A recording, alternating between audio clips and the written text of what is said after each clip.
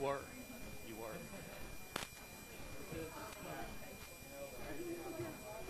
All right. Good today? How are you? Good.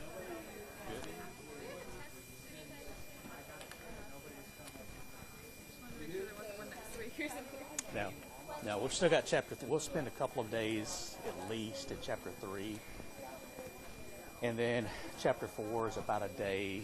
So, I mean, you're looking at this week, next week, probably at the soonest 2 weeks. Yeah. And we'll talk more about that.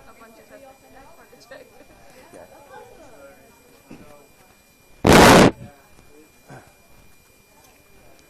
All right, let's go ahead and get started on chapter 3. I had somebody ask me a question, so I want to go ahead and address that really quickly. And the question was, do we have a test coming up soon? And the answer is no, you don't have one coming up just really soon. We're going to spend at least a couple of class periods in chapter 3, which we're starting today. Chapter 4 will take about one class period. And so that would put us into the middle, at least, at the earliest of next week. So you're looking at a minimum of 2 weeks out, okay, for your first test, maybe even a little bit further. What I typically do is, for the day class, and I try to have my online class test around the same time, but I will let you pick out a couple of dates. Now, they have to be somewhat reasonable dates, okay? I don't want you jumping ahead into April to take your first test. But pick out a couple of dates, and then I will let you vote on it. So we use the democratic process. And I understand that when tests come around, you typically have tests in lots of your classes, okay? That's just kind of how it is. So that's why I let you vote on it. So if you have a test on a certain day and somebody brings up that date as a possible test date, and you've got 3 tests on that day, you might want to lobby vigorously not to have the test on that date and get all of your friends around you to vote on not having it that day. But again, that's further into the future, and so we'll talk about that as we continue on through chapter 3. All right. So, are there any questions to this point? You're just happy to be here? I can tell. I can see in your faces. All right. All right. Chapter 3. We're going to be talking about financial statements and ratios in this chapter. I understand that in some classes, for example, if you take an accounting 201, I believe it is, you probably have calculated some financial ratios. Hopefully, in here, we're going to learn more. I mean, the numbers are important, of getting the numbers right. But the important thing is, what are the numbers telling you about the health of a corporation? And so that's what we're going to focus on in here. So, but it'll be a few minutes at least until we get to the actual ratios.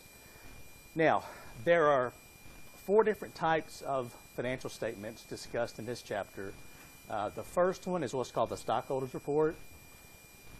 And so we're not going to spend much time talking about this. We're going to kind of skip through it, get to the more important ones. So this is one.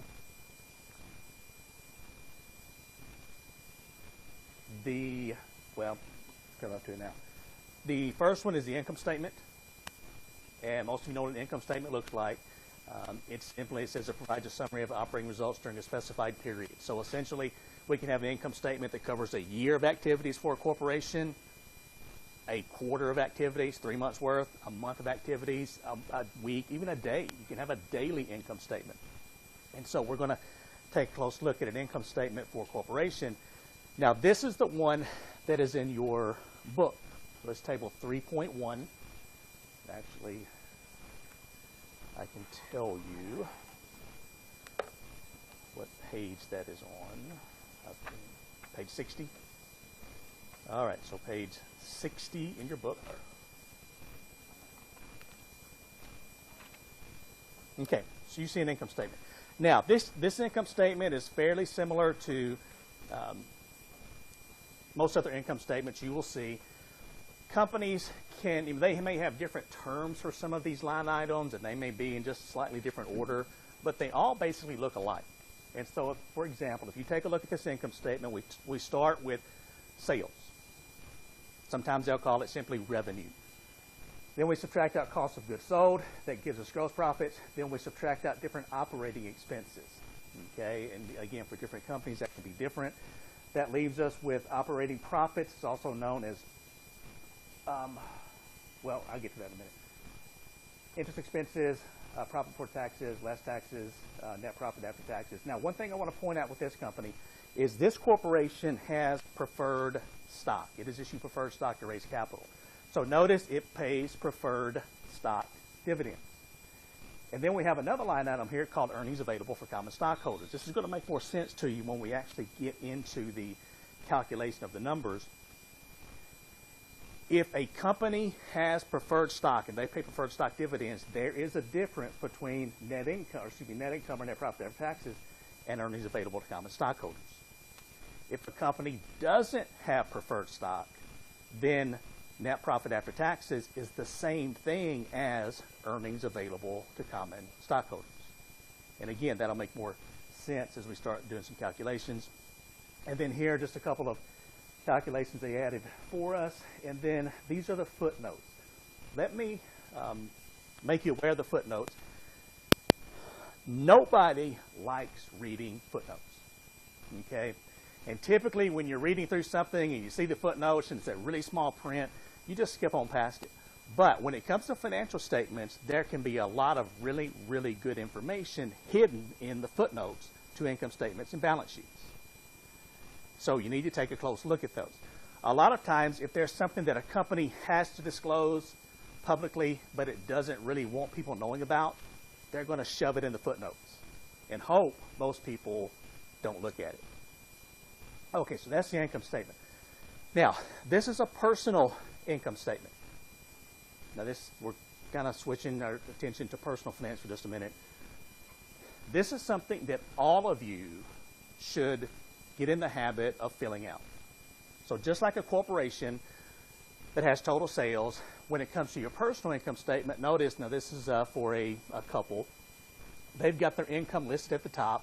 So what they bring in from salaries, interest, any dividends that they might receive, so their total income, which is $73,040. Now again, you can do this on a monthly basis, you can do it on an annual basis. They're doing it on an annual basis here. And then you have your expenses. I would be willing to guess that probably 80% of people, that includes all of you, can't name within $20, let's say $50, within $50, what your total expenses are during a certain month. Because we just don't keep up with it. We just pay for things. Now, when you're in college, it's a little more important to keep up with that, at least initially, because you tend to have less money. But again, when you graduate, you're working full-time, you've got a nice paycheck coming in. A lot of times, especially as Americans, we're terrible about keeping up with what we spend. And oftentimes, what happens is we spend more than we make. And that difference is made up how? If you spend more than you make, you have to do what? You have to go into debt. You have to borrow. That's right. And typically we use things like credit cards to borrow to make up that difference. That's why our savings rates in the United States normally are pretty low. They're much lower than the rest of the world. And during certain years, we had a negative savings rate in the United States. We saved a negative amount of money. Now, that's really bad, okay? So that means we spent more than we made. We had to make up the difference with the credit cards. Now, the financial meltdown of 2008 somewhat brought a lot of people back to reality, and it basically said, look, you probably need to have some money set aside, because if something happens and you lose your job, then you need a cushion there, an emergency fund, to help you through until you find another job. And so the savings percentages are getting better. But look at this company, this couple's annual expenses. So their mortgage payments, this is their house payment, auto loan payments, utilities, I mean everything.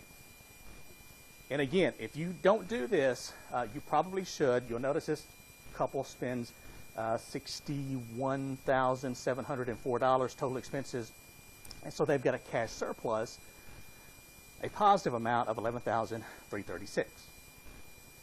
This is what you want to see, because with that $11,336, you can then invest. You can spend it on something else. You can save it. You can do what you want with it.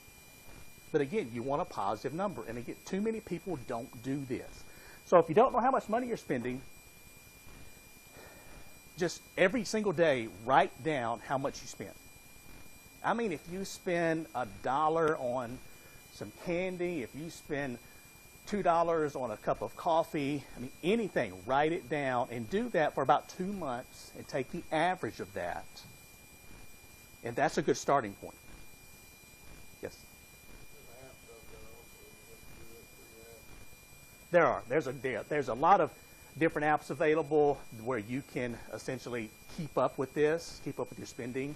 I actually make some presentations to different student groups on campus, make several per year, on budgeting, investing, just different topics, credit cards. And that's one of the things we go over are some of the free apps available that really make it easier to keep up with all of this. Now, the thing is, with some of these apps, they might notice when you pull money from your bank account for something, but sometimes they don't take into account if you have cash. So you've taken out cash and you spend that, so that you need to write that down also. Okay, so be sure to write down everything. So, Mint is a good one. Yes. Yeah, you do have to give them quite a bit of personal information, and everybody should be careful of doing that. But Mint is a really good app to use to start with. And again, what it will do is it will show different categories such as food, entertainment, whatever. Now, sometimes they're not really detailed enough because, for example, if you go to buy gasoline for your car, so you pump $20 worth of gas into your car, and then you go in and buy a soft drink, a couple of candy bars or whatever, and they ring it up all together, it's going to show probably gasoline that entire amount. So again, you need to break that out of your food or drink or whatever, break that out from your gasoline. All right, good question. So again, doing it once per year, doing it every couple of months, I promise you, it will help you see where your money is going, because a lot of times our money just slips away and we don't notice it. And the reason is we're spending very, very small amounts. $2 here, $1 there, $3 here, $5 there. We don't really notice that. Now, if you're going to spend $100, you pay attention to that. But those $2 and $3 purchases, they add up over a month's time. All right. The next financial statement, the balance sheet. It says this presents a summary of a firm's financial position at any given point in time. So essentially, this is a snapshot of a company's assets, liabilities, and stockholders' equity. So it's assets, that's what it owns.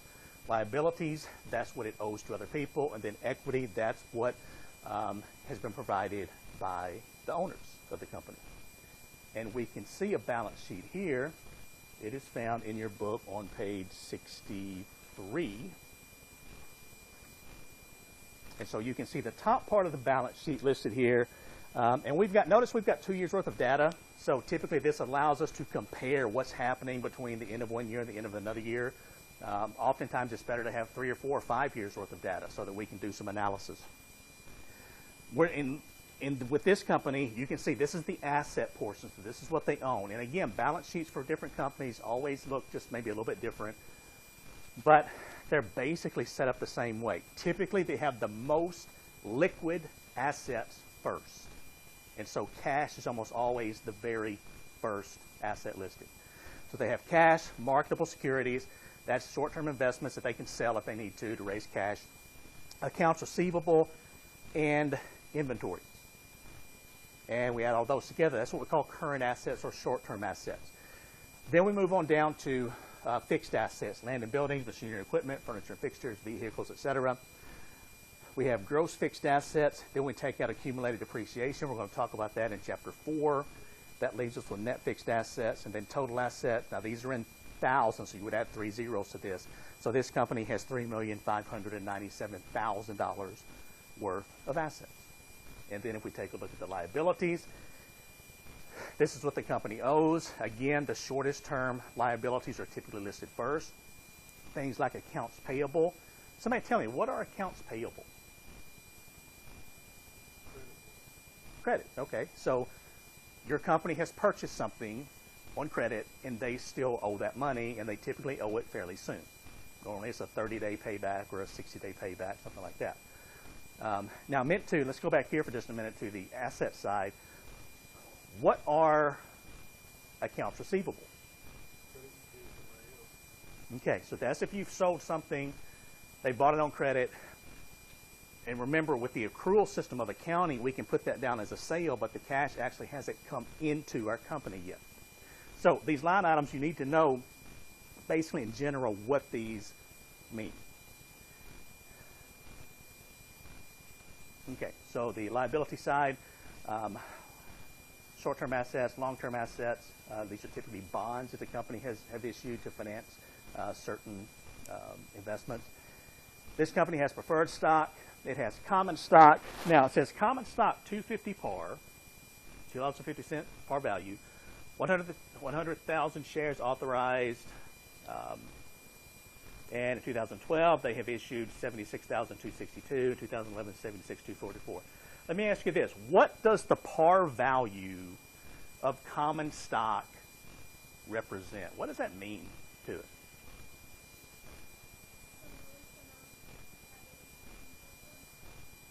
Okay, it's not necessarily the lowest amount it can sell for, because it can go to zero. Zero is the lowest amount it can sell for, so you can lose all of your investment.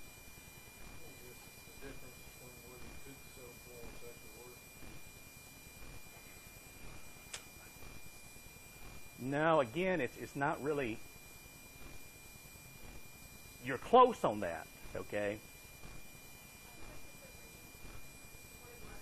Okay, again, you're close. You're close with what he said. No, it can go down to zero. It can go down to zero, okay? You what? Okay, let me tell you what essentially par value means. Par value for common stock typically means nothing. Okay? It's a bookkeeping entry. But what it represents is, if you take the par value of $2.50, and then you've got something down here called paid-in capital in excess of par.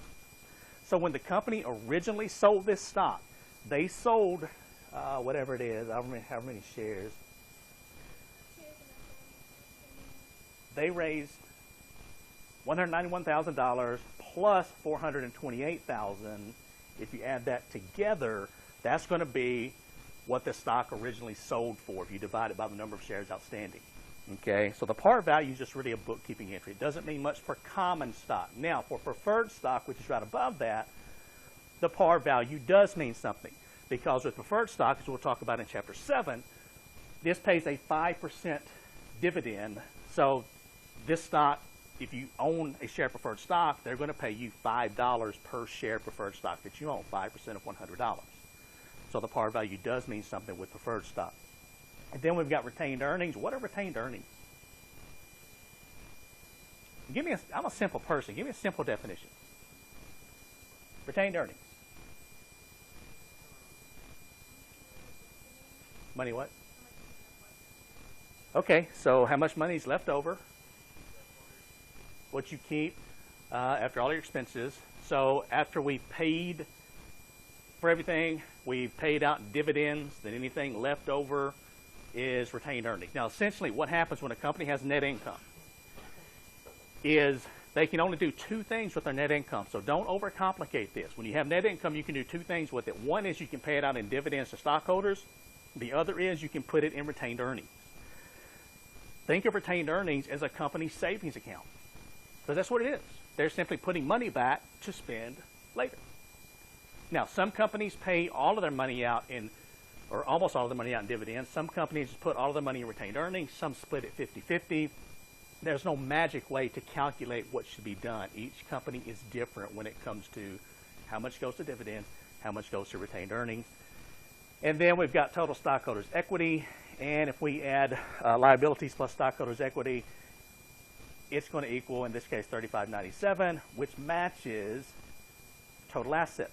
So that's one thing that you learn in the most basic of accounting classes is total assets must equal liabilities plus stockholders' equity.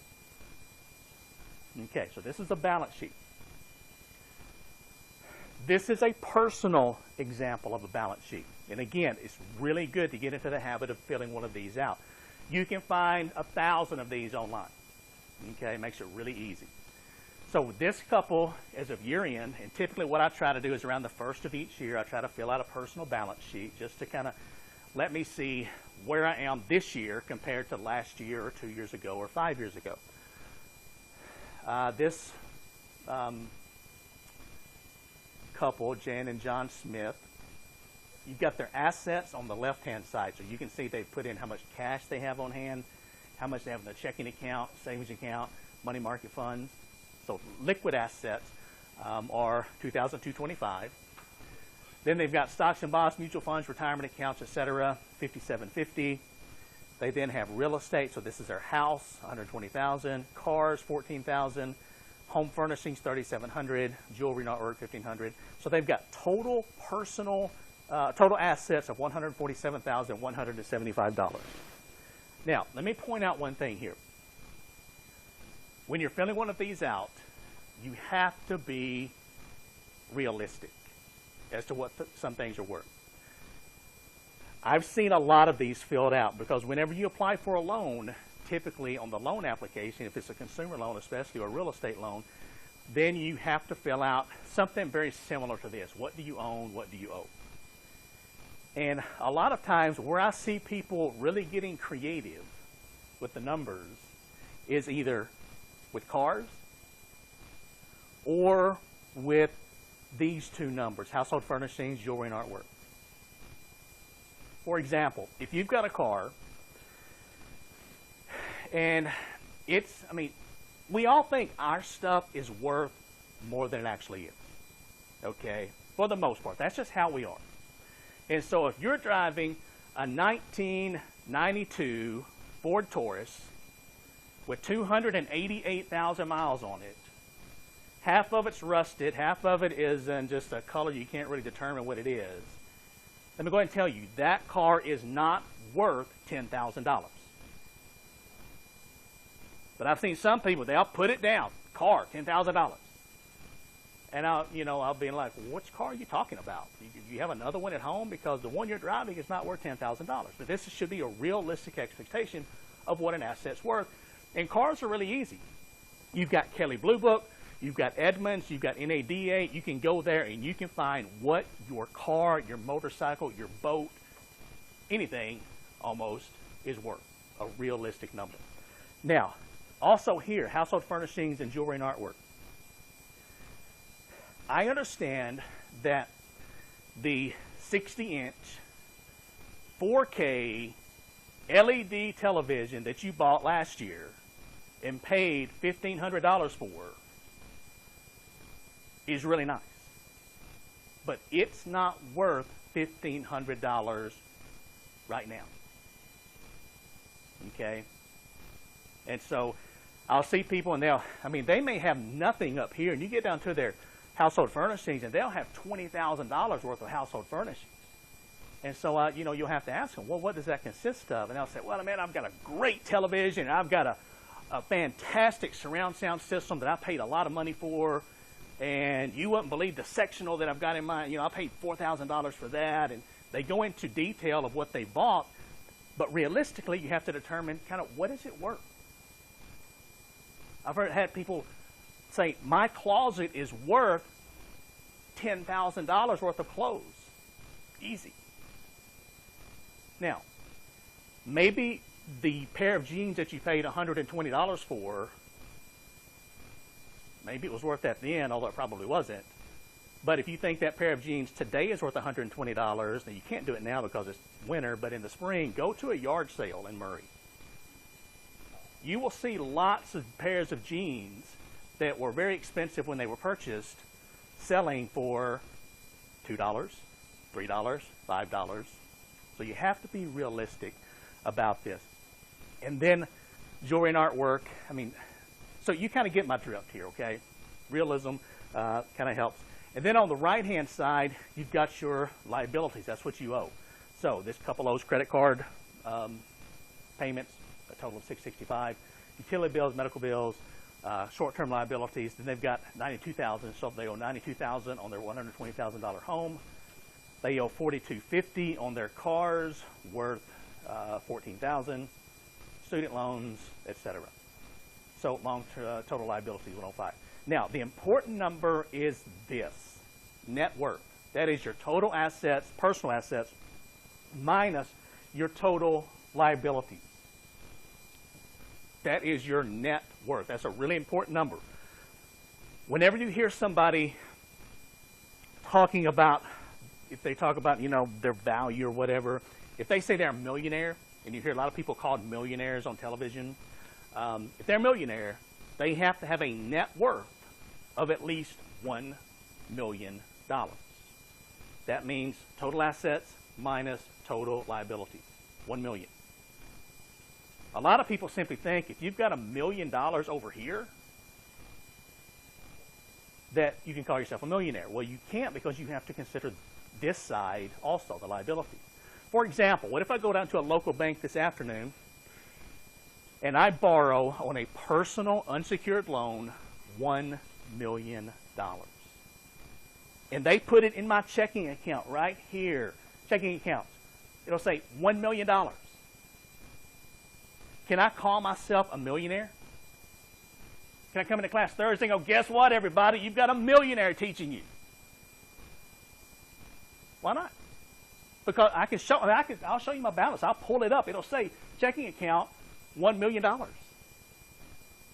So why can't I call myself a millionaire? Oh, man, pay it back. Man, that always trips me up. Paying it back, okay? That's what I forgot. So on the left-hand side here, I can put $1 million, but on the right-hand side, what do I have to add? Personal loan, $1 million.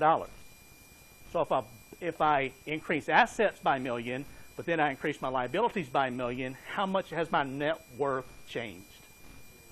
Zero. Okay? So that's why, and I'll talk more about this later, but when you work in the money business, you learn pretty quickly that a lot of times people that look like they have a lot of money don't. And that's because they've got a lot of big numbers over here, maybe expensive cars, expensive houses, expensive lots of things, but they've also got a lot of big numbers here. And so if they drive, you know, I'm not saying this goes for everybody, but a lot of times people that drive the nicest cars and have the biggest houses and take the most expensive vacations and wear the nicest, newest, most expensive clothes, a lot of times they're barely getting by. They're barely making those monthly payments to pay for all of that. And sometimes the people that you see that, you know, they drive a decent car, 3 or 4 years old, they live in a modest house, they take vacations, but nothing really extravagant. A lot of times those people might have on this left-hand side, especially up here in investments, $4, $5, $6, $7, $800,000, $1 million. And they're just an average person, and you would never, ever know how much money they have. Now, again, that doesn't go for everybody. I'm just saying sometimes that happens, and you learn that pretty quickly. All right, so questions about this personal finance balance sheet. This kind of making sense to you, kind of how this works? Because this is stuff you can go out and use today. And let me say that when you're in college, especially if you were like I was when I was in college, it's not unusual for this net worth number to be negative. I started out with a negative net worth because I had student loans, I had other types of debt. I didn't own anything, you know, so I had a negative net worth. But what you want to see happen is you want to see, as you start saving money over here and you start paying off some of your debt over here, you want to see this net worth number start going up. in just a nice steady climb year after year after year. And if it's not going up, if you kind of hit a point where 2 or 3 years in a row it's not really changing, you might want to reassess what you're doing and take a look to see, okay, maybe what am I doing here? Am I spending too much? Am I, am I not paying down my debt? What's happening here? Because something has changed. All right, so another key financial statement of retained earnings. We're not going to spend much time talking about that. But basically what this is, this simply shows you, and here's an example, this is in your book, Table 3.3. It simply shows you the starting point of your retained earnings, how much you have at the beginning of the year, what goes out of retained earnings during the year, for example, paying dividends, what comes into retained earnings from your net profit, and then what your ending amount of retained earnings is at the end of the year. So again, it's basically like your savings account. How much do you have at the beginning of the year? What comes in, what goes out, what do you have left at the end of the year? So fairly straightforward statement of retained earnings. And then a statement of cash flows. And we're not going to go really into detail on this, but the statement of cash flows, pretty important. It shows us that cash flow can come from 3 different areas. It can come from operating activities, it can come from investing activities, and it can come from financing activities. And you'll notice for this particular company, we have cash from operation positive $500,000. We have cash from investing activities of a negative $347,000, and then we have cash from financing activities of a negative 61. So if we take 500 minus 347 minus 61, that leaves us with a positive cash flow for this year of $92,000. And as a corporation, that's what you want to see. You want a positive cash flow. Because that cash is what you're going to use, again, to pay your bills with, to invest, to pay your employees. You have to have that positive cash flow. You can have a negative income, and we'll talk about that a little later, because that's kind of tax avoidance like we talked about the last time we met. But you want a positive cash flow. If you have a negative cash flow, you've got some serious problems. You need to look into it. All right, so a little bit of information about ratios. It says these are accounting numbers translated into relative values. And basically what it's doing is they're designed to show relationship between financial statement accounts within firms and between firms. So we can do, and we'll look at some different types of ratio analysis in just a second. So it gives us an idea of how well a company is doing financially. It standardizes numbers, so it allows for comparisons. And it's used to highlight weaknesses and strengths. A lot of times people tend to focus on the negatives. So they'll talk about financial statements and financial ratios, and they look at where a company is not doing very well. Well, you should also look at where a company is doing very well, because if you take what's happening maybe in that department or that area, and you can transfer that to the area where the company's not doing so well, you can make some improvements possibly.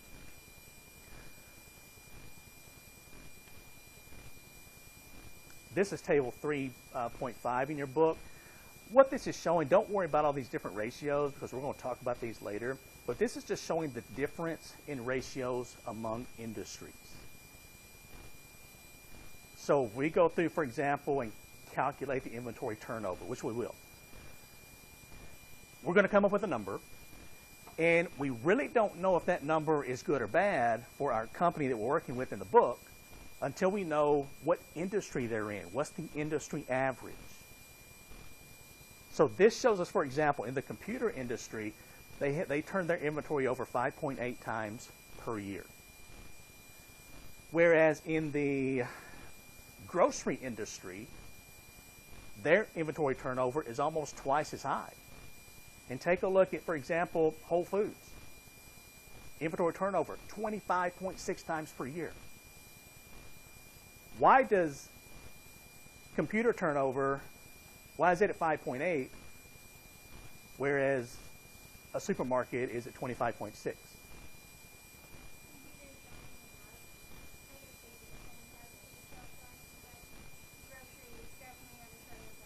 Okay, that's exactly right.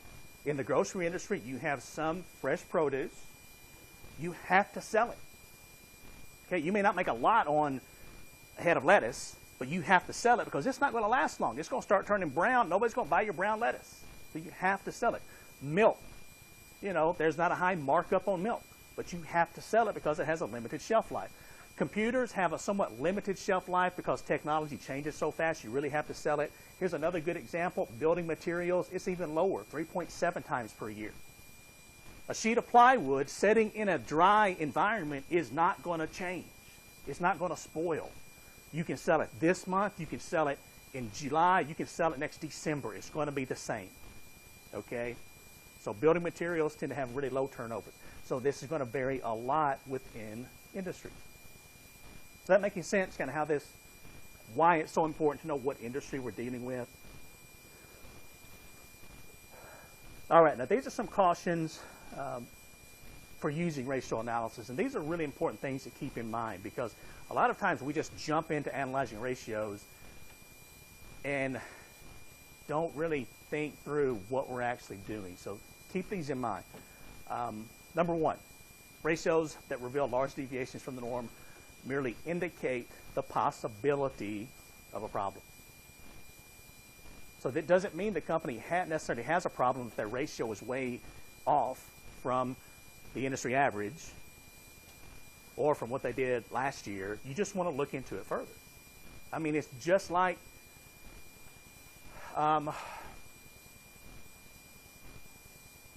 recommended weights for men and women of a certain height. You ever looked at that? If you're 6 foot tall, if you're a man, what you're supposed to weigh? It's not very damn much, okay? I mean, it's probably 40 pounds less than I'm supposed to weigh. Now, I'm not in the best shape ever, but I'm not in the worst shape ever either.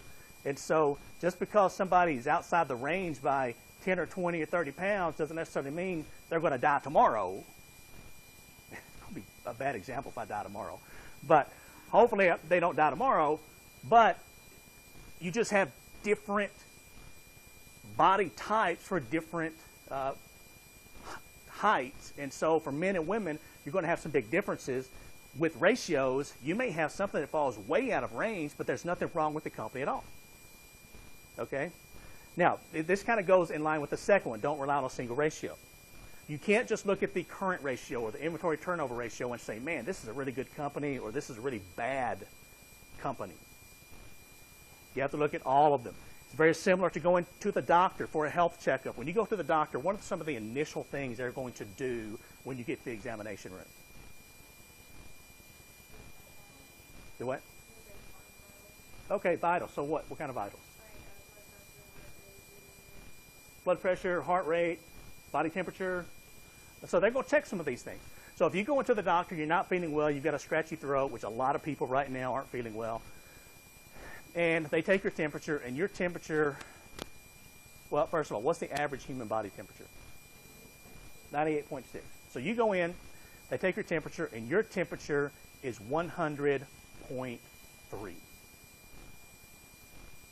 Do they ask you to sit down, look you squarely in the eye, and say, I've got some bad news for you? No, your body temperature is just a little bit above normal, but that doesn't mean there's a major problem. They're going to look at some other things. So you can't rely on a single ratio or a single measurement of your health to determine exactly what's good or bad about your situation. Number 3, this makes sense, but I see students doing it all the time with different dates.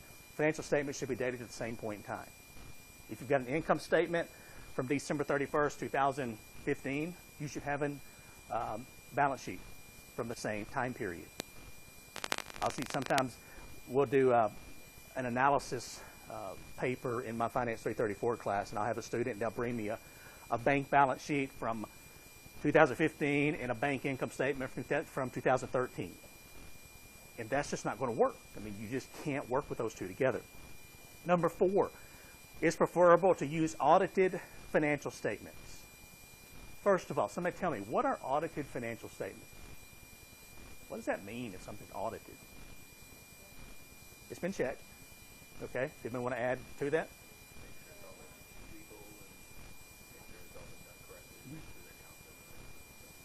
Okay, so it's been verified. It's checked to make sure that money's going where it's supposed to go. Is that right? Yes? I need help from my accounting people in here. Yes, is that right? Okay. Next question. Are audits cheap? No. And for my accounting majors, you don't want audits to become cheap. You want them to be expensive because that means you're going to make more money performing audits. What an audit is where an independent third party comes in and basically says that things are okay among your financial statements. Now, in the book it says it's preferable to have audited financial statements. Let's shift to the real world for just a minute. If you are, let's say you're a loan officer at a bank in West Kentucky, West Tennessee, Southern Illinois, in a rural area, oftentimes your customers, especially your business customers, they're not going to have audited financial statements on their farm or their small business. I mean, it's just a fact. They're not going to have them. So when they bring you their income statement and their balance sheet and maybe their tax returns, you have to basically know your customer to tell if those financial statements look somewhat realistic. And you can probably tell, especially after you get to know somebody. In small towns, you know, everybody tends to know everybody else's business. So you can pretty much tell if a financial statement looks somewhat like it should. Sure, they might have padded their income just a little bit or padded their expenses or whatever for loan purposes, because for loan purposes, you want to look as profitable as possible so that you can get the loan. For tax purposes, you want to look as unprofitable as possible so that you'll pay less tax. Now, here's a quick example of this, number 4. And I'll try to make this a really fast, but this really kind of brings home what this means. When I was in Central Illinois running a small bank there, I'd been there probably a month. I didn't know anybody. And one day, this guy, I looked in the lobby. Now, I had an office, and it had a solid glass wall looking out over the lobby of the bank. And so I looked out into the lobby, and there was a guy up there at the teller window who I thought was homeless. He looked like a homeless person. He was dressed like a homeless person. He had got on about 6 layers of clothes. He had a big, long Duck Dynasty looking beard on, and just his hair wasn't kept, and he just looked like a homeless person. So I'm thinking, wow, you know, that's really unfortunate. Then I saw the teller pointing to my office. And I'm thinking, this is really great. Now they're not sending him outside. They're telling me I've got to tell him to go back outside. So he came over, he introduced himself, and remember what I said about you can't judge a book by its cover when it comes to people and money? This guy who looked homeless was one of the biggest property owners in the area. At the time that I was dealing with him, he probably had a net worth of around $9 million, $9 to $10 million. He owned lots of rental houses. He owned apartment buildings. He specialized in Section 8 housing, which basically means that it's government assisted, so the government sends the landlord the check, so you don't have to worry about collecting the payments from the people who are renting from you. So it's a really good business to be in. And he made a lot of money. He also had a heating and air company and a small construction company. So he would buy a house, it was just for dirt cheap price. He would then send in his companies to fix it up, and then he would rent it. It was a really, really good business model. And so what he would do is he would borrow small amounts of cash, and he didn't have to. He told me one time, he said, why use my money when I can use somebody else's money? And for business purposes, that may not actually be a bad way to think. Because if something goes wrong, you go bankrupt, you don't want to go bankrupt with your money. You want to go bankrupt with somebody else's money. Okay? But he would come in, he would borrow $40,000, $50,000, $60,000 to buy a house. He would bring me the title to another house as collateral, and he would just do this over and over again. So at one time, he might have 6 or 7 loans outstanding with me, maybe 10. So he became one of my best customers. Well, we became good friends, and a little bit later, the bank examiners came in, and that's what I did before I went into banking. I was a bank examiner. And they came in, and what they do is they look at everything in your bank, and one thing they look at are the loans that you have. So they look for any irregularities, any missing documentation, And for this gentleman, they pulled his loan. They typically pull the biggest loans because they have to have a certain percentage coverage of the loan portfolio. So they pulled his, and in his portfolio, in his loan file, he didn't have an updated financial statement for his company or for him personally, because he personally guaranteed these loans. And so they put that in the report. I'm thinking, okay, that's not a big deal. I can get that fixed by the time they come back. Well, they came back, I forget, a year later probably, and I had just forgotten about it. So when they're coming back, I'm looking over the last report to make sure everything's done, and I notice, okay, I don't have an updated financial statement on him. So I called him, and he's one of these old-fashioned people that believe that if you tell somebody something and you shake their hand, that's all you need. And so I tried to explain to him, because he thought I was actually accusing him of something illegal. He said, what do you think? You think I don't have any money? I'm running out of money? I'm whatever? And I'm like, no, it's just I have to have this because of what the federal laws say. And so we went back and forth for a long time. And finally, he walked in one day, and I reminded him yet again, I needed an updated financial statement. And I guess he had just had enough. So he kind of huffed and puffed a little bit and got angry, turned around and walked out. And I thought, I'm probably going to lose a lot of business because of these stupid regulations, and I've just made this person mad. About 10 minutes later, he comes walking back in. And I thought, here it comes. He's had a chance to think about it. He's coming in. He's closing all his accounts. But I noticed he had something in his hand. And when I looked closer, it was just a regular brown paper grocery sack. Now, before plastic sacks, groceries actually came in brown paper grocery sacks. And so he had one. And what he had done, he had gone out to his van. He drove a white panel van, one of those old, child molester looking panel vans. And he drove that because he also he was partner in a pawn shop, and he would go to every auction within 100 miles and just buy stuff, just buy anything for his pawn shop. And so he came back. I guess he'd gone out to his van. That's the only thing he could find to write on was that paper sack, probably sitting in the floor. And so he had scribbled out a rough estimate of what he thought the balance sheet and the income statement looked like for his company and for himself. He walked in my office and said, here you go. Handed me the brown paper sack. Now, this is what they don't teach you in the textbook, is how to handle a situation like this. Because it's going to go one of two ways. If you're really tough about this, and you're like, man, don't insult me like that. I need a real financial statement from your CPA. You've got better than this, all that stuff. I would have lost his business. No doubt about it.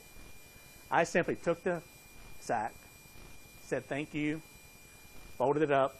Later in the day, I put it in his loan file. Forgot about it. End of problem, right? Well, when the regulators came back, first day, they pull loan files. They're looking at it. And about halfway through the day, I see the lead examiner, who was a fairly young person. And a lot of times when it comes to bank examiners, inexperienced examiners can be a problem because it's almost like they're trying to establish a reputation as the fastest gun in town, So they can be a problem. Not always, but sometimes. As I see him coming across the lobby with what else than a brown paper sack in his hand, coming to my office. And so, and now he did walk in, and he wasn't friendly about it. He said, what are you doing? What do you think this is? This is not a joke. This is a serious thing. Our banking, he just went in and just went off on this. And finally, I let him go through his whole spiel. And then I looked at him. Probably wasn't the best thing to do, but I just looked at him and said, if you can find anywhere in the regulations where it says I can't have a customer's financial statements on a brown paper sack, I will call this man and I will have him personally bring up here a different financial statement. Otherwise, please go back to your office and don't bother me again until you have a legitimate question. Now, you've seen people angry, I'm sure, lots of people. This person's face was about the color of his sweatshirt. darker red than that, actually. I thought he was going to explode. I thought his head was going to explode right there in front of me. But, again, being a former bank examiner, I knew there was nothing in the regulation book, which is about 1.5 inches thick, or the law book, which is about 3 inches thick, about anything about, it just says you have to have financial statements. It doesn't say that they can't be written on a paper sack. And so that examiner left my office, and they were there for 2 weeks. I mean, they were looking for everything. And I didn't see him again until the exit interview 2 weeks later. And he still wasn't happy, but he just left. And then after that, I left the bank and came back. Now, that entire long story was simply to illustrate the fact that in the real world, not in textbook world, but in the real world, sometimes you have to be flexible in the business world. Sometimes you have to work with your customers. You have to know when, yes, this is appropriate, or no, I'm going to just let it slide this time and make the best of what I have. That's a really, really important lesson for you to learn, especially those of you who haven't been in the working world and all you've seen is textbook. Okay? Okay. Number 5, financial data should be developed in the same, using the same methods. That means the same inventory techniques. For example, last in, first out, or first in, first out. The same depreciation methods, that type of thing. And then number 6, inflation can distort your results. So if you go through a high or low inflationary period, your company can look more or less profitable than it otherwise would, and that can throw off your analysis. So again, things just to keep in mind as you're doing ratio comparisons. And then the different types of ratio comparisons. We're going to be looking at all of these. One is called a cross-sectional analysis. That's analyzing multiple firms at the same point in time. For example, 10 banks at the end of the year. And for this, we can compare what's happening with the companies with the industry average. Also, time series. That's analyzing one company over multiple time periods. So, for example, that will be one bank over the last 8 quarters. And that allows for what's called a trend analysis. So we're looking for positive and negative trends. And then the last is what's called combined analysis, or panel data. And essentially that is that's the first 2 combined. So that's multiple firms over multiple time periods. And that tends to be the most useful because you simply have more data to work with. And then the 5 major categories of ratios. We're going to go over each one of these. We'll calculate about 2 or 3 ratios from each category. Liquidity ratios demonstrates the firm's ability to meet short-term obligations as they come due. So basically, can the firm pay its bills? Activity, how effectively firm manages its assets. So that's a good place to look for the agency problem. Debt management, the degree to which the firm uses other people's money to generate profits. Profitability ratios, measures the returns of the firm relative to various financial variables. And then market value ratios, says it gives management an indication of what investors think of the company's past performance and future prospects. Okay, so those are the different types. Now, for our analysis, we're going to go through and use the income statement on page 60 and the balance sheet on page 63. And so what I'm going to do, we're simply going to go through ratio by ratio that'll show up here and calculate these ratios.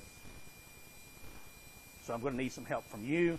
I've got my bamboo here so I can write up here and you can see it on the screen. Don't make fun of my handwriting, okay? Because I'm trying to write in one place and look in the other place. My handwriting's bad enough when I'm writing where I'm looking.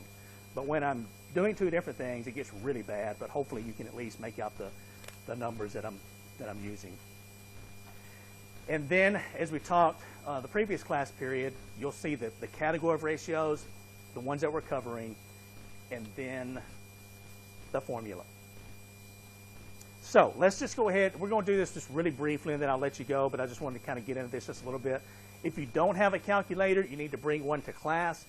Also, as we're going through this and you're telling me numbers, first of all, please speak loud enough so that I and everybody else in the class can hear you. And secondly, please don't let one person answer all of the questions.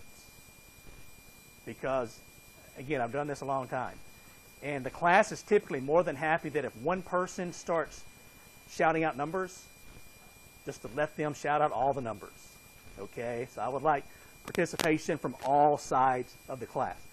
All right, so our first one, current ratio. Current ratio is equal to current assets divided by current liabilities. Now we're going to be using the data for 2012 for our company. So the current ratio, what are this company's current assets for 2012? First of all, where do you find this? Income statement or balance sheet? Balance sheet. And the current assets for 2012 are how much?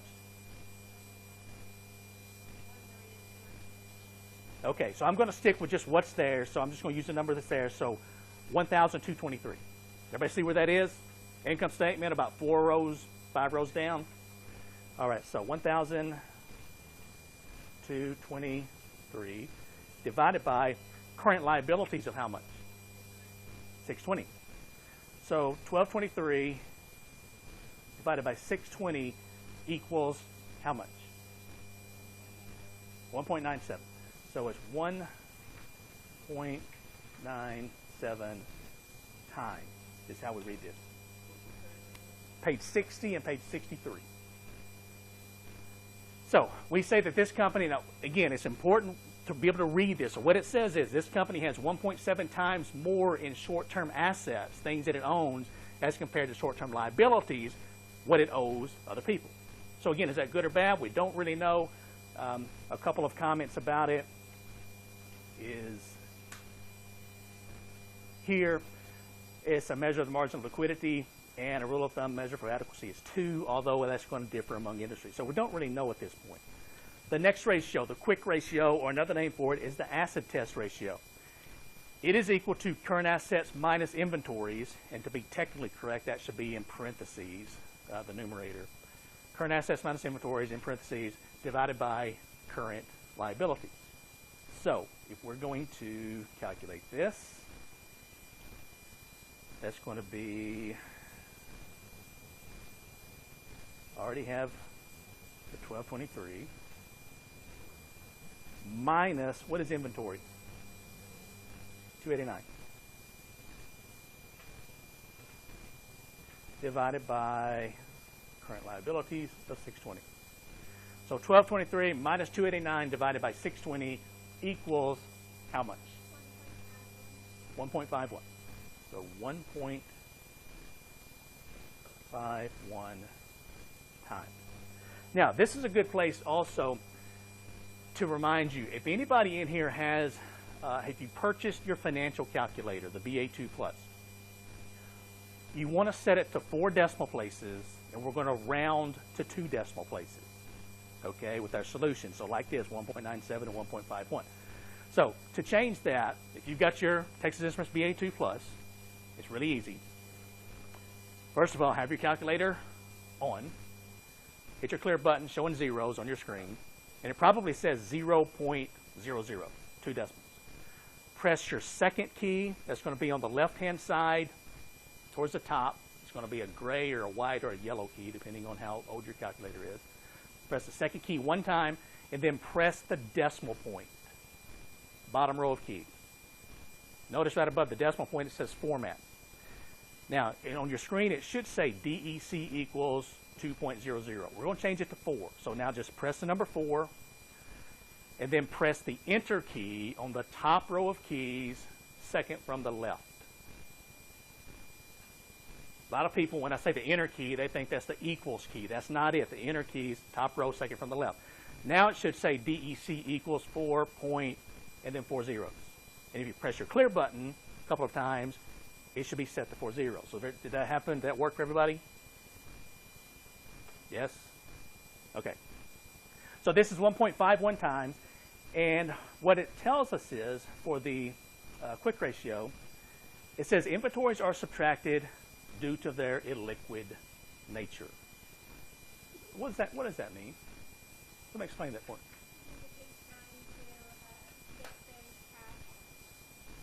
Okay, so it takes time to get the cash from inventory. Okay, what is inventory?